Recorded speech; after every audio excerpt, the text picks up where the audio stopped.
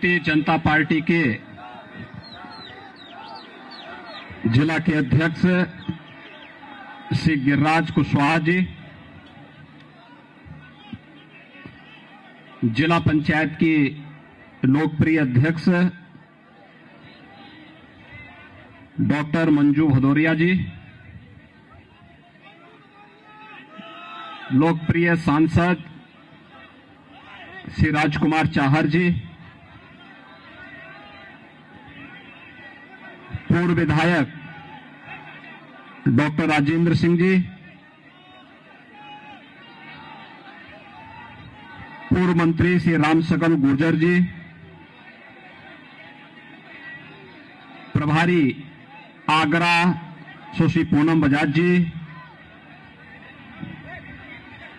विधानसभा फतेहाबाद के प्रभारी श्री उदय प्रताप सिंह जी, भारतीय जनता पार्टी के फतेहाबाद विधानसभा क्षेत्र से प्रत्याशी श्री छोटेलाल वर्मा जी और उपस्थित भारतीय जनता पार्टी के सभी पदाधिकारीगण, भाइयों बहनों, मैं आप सबका आगरा के इस फतेहाबाद में आप सबसे मुझे मिलने का अवसर प्राप्त हो रहा है। इस सदी की इस महामारी में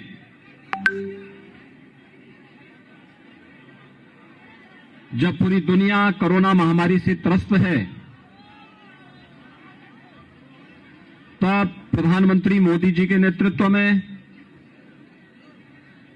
कोरोना महामारी की प्रथम, द्वितीय और तृतीय लहर को पूरी तरह नियंत्रित करने का जो अभियान भारत के अंदर चल रहा है, पूरी दुनिया ने उसे सराहा है। और भाइयों बहनों, ये 3 चरणों के भले ही कोरोना महामारी से बचाव के बेहतर उपाय किए गए हों, लेकिन ये बीमारी तो है और इसमें सतर्कता और सावधानी के लिए भारत निर्वाचन आयोग ने जो गाइडलाइन तय की है, उसका पालन करते हुए कम संख्या में जनता जनार्दन को तकनीक के माध्यम से अपनी बात को पहुंचाना। और मुझे प्रसन्नता है जो उत्साह इस शमशाबाद में फतेहाबाद विधानसभा क्षेत्र से जुड़े हुए आप सभी जागरूक मतदाताओं ने आज व्यक्त किया है। मैं इसके लिए आप सबका हृदय से धन्यवाद देता हूं, अभिनंदन करता हूं। और भाइयों बहनों, आप सबका आह्वान करता हूं कि हमें कोरोना महामारी से भी लड़ना है और कोरोना महामारी की ही एक तरह माफियावाद, अपराध और अराजकता को बढ़ाने वाले तत्वों को भी इस चुनाव में फिर से एक बार करारी शिकस्त देकर के राष्ट्रवाद की ध्वजा पताका को फिर से लहराने के लिए तैयार होना होगा। और इस दृष्टि से आज मैं विशेष रूप से आपके बीच में यहां पर उपस्थित हुआ हूं। भाइयों बहनों, आपने देखा होगा कोरोना कालखंड में समाजवादी पार्टी रही हो या बहुजन समाजवादी पार्टी या कांग्रेस, इनके नेताओं का कहीं अता पता नहीं था। डबल इंजन की भारतीय जनता पार्टी की सरकार ही आपकी सेवा के लिए लगी थी। जब सपा और बसपा के नेता आपके संकट में साथ नहीं हो सकते, तो इन अवसरवादियों को चुनाव में सबक सिखाने का सबसे अच्छा अवसर आपके पास भी है। जो संकट का साथ नहीं, वह हमारा सच्चा साथी नहीं। वह तो अवसरवादी है। और भाइयों बहनों, अवसरवादी कभी सच्चा हितैषी नहीं हो सकता। हमें इस बात को ध्यान में रखना होगा। इनकी संवेदना गांव के लिए नहीं है, गरीब के लिए नहीं है, कमजोर के लिए नहीं है, किसान और नौजवान के लिए नहीं है, महिलाओं की सुरक्षा के लिए भी नहीं है। ये तो महिला सुरक्षा के लिए स्वयं खतरा है, किसानों का शोषण करने वाले हैं, नौजवानों के भविष्य के साथ खिलवाड़ करने वाले लोग हैं, दंगा करवाने लोग हैं। नाम समाजवादी,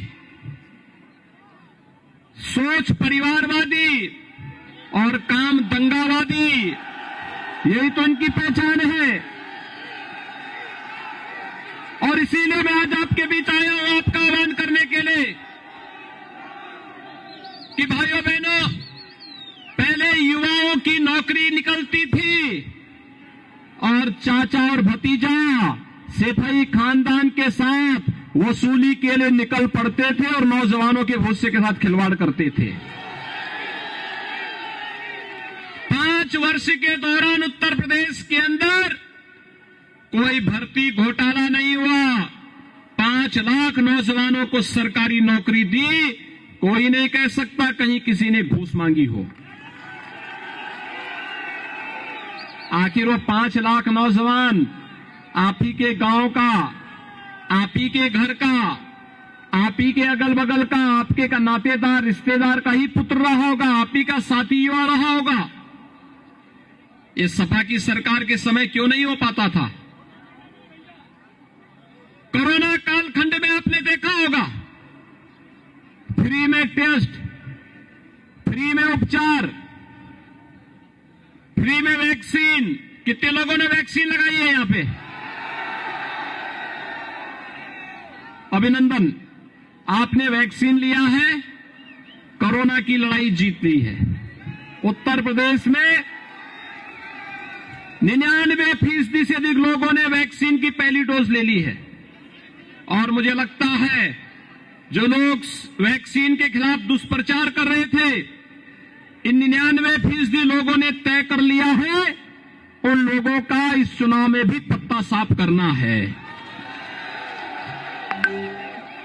भाइयों बहनों, फ्री में वैक्सीन, सबको वैक्सीन के साथ ही कोरोना कालखंड में डबल इंजन की भारतीय जनता पार्टी की सरकार है, तो डबल डोज राशन की भी उपलब्ध करवाने का कार्य भारतीय जनता पार्टी की सरकार करा रही है। थोड़ा मुझे बताइए, ये राशन चाचा भतीजे की जब सरकार थी तो ये राशन माफियाओं के पास चला जाता था। और बहन जी के हाथी का पेड़ तो इतना बड़ा है कि उसमें तो प्रदेश के सभी गरीबों का राशन ही उसके पेट में ही समा जाता है। गरीब को कहां से मिलेगा? जो गरीब का अन्न खा ले, हड़प ले, उन लोगों की संवेदना गरीब के प्रति कैसे होगी? वो तो इनकी सूची, चुनाव में प्रत्याशियों की सूची देख करके हम कह सकते हैं, पेशेवर और माफिया और अपराधियों को लोग टिकट देकर के, दंगाइयों को टिकट देकर के प्रदेश में एक बार फिर अराजकता और दंगों की आग में प्रदेश को झोंकना चाहते हैं। लेकिन भाइयों बहनों, मैं आपको आश्वस्त करने के लिए आया हूं, जो उत्साह फतेहाबाद में देखने को मिल रहा है, यही उत्साह शामली में, मुजफ्फरनगर में, सहारनपुर में, मेरठ में, बिजनौर में, मुरादाबाद में, अलीगढ़ में, बुलंदशहर में, हर विधानसभा क्षेत्र में यही उत्साह है। एक ही संकल्प है। लोग एक ही बात कहते हैं कि फिर एक बार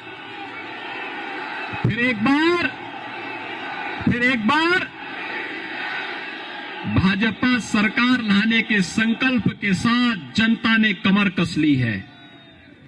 और भाइयों बहनों, मैं तो आपको एक बात फिर कह सकता हूं, भाजपा सरकार का मतलब अपराधी के लिए फिर से गले में तख्ती टांग करके थाने के सामने केवल और केवल इस बात के लिए माफी मांगने के लिए से मजबूर करना कि किसी गरीब को, किसी कमजोर को, किसी शरीफ व्यक्ति को, किसी व्यापारी को फिर से परेशान नहीं करेंगे। जान बकस तो वे फिर से अपराधी उसी तर्ज पर आएंगे, गले में तख्ती लटका करके फिर से गुहार करेंगे कि ठेले लगा करके सब्जी बेच दूंगा, लेकिन किसी गरीब को छेड़ूंगा नहीं, किसी शरीफ व्यक्ति को छेड़ूंगा नहीं।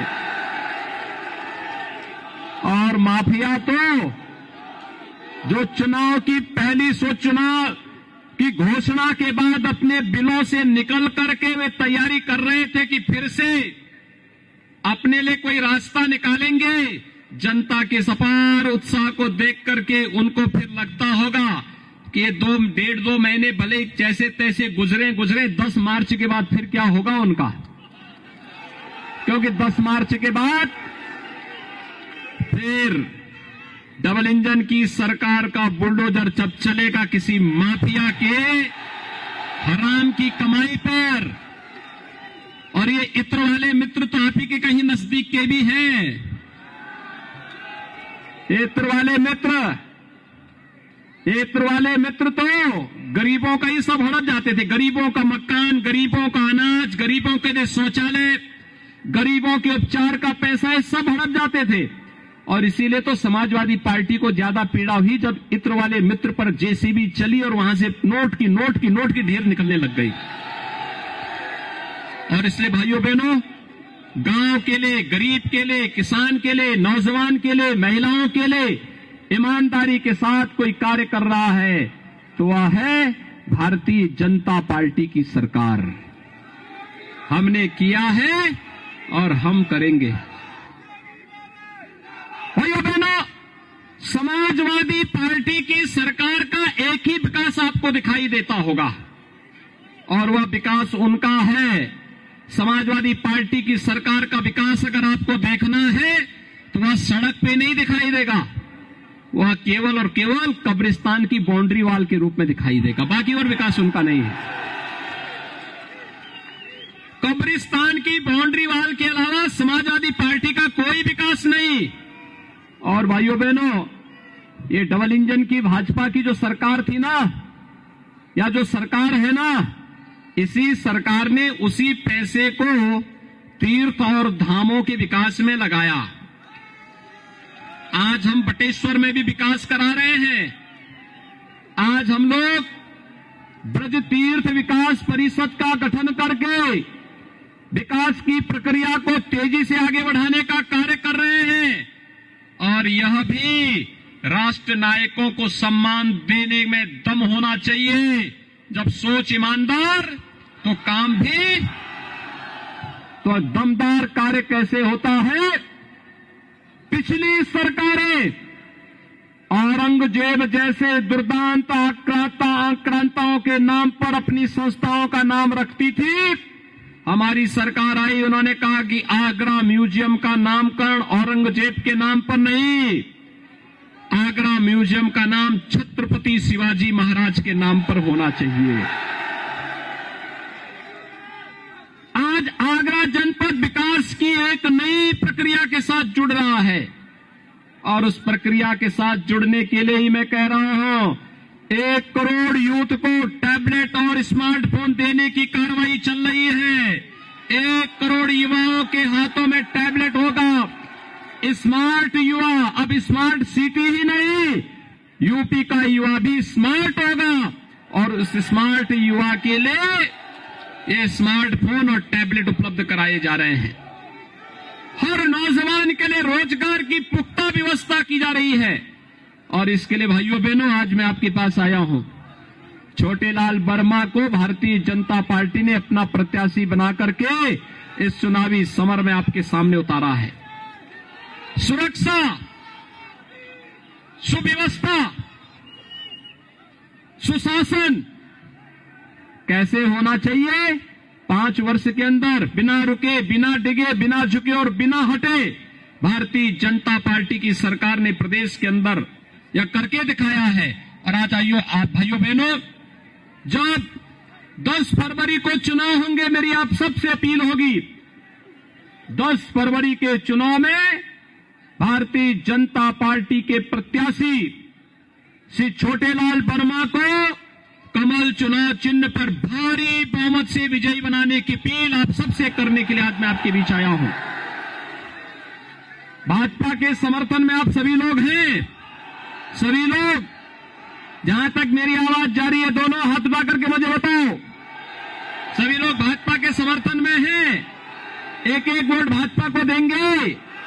तो भाइयों बहनों मेरे साथ जोर से बोलेंगे, भारत माता की, भारत माता की, भारत माता की।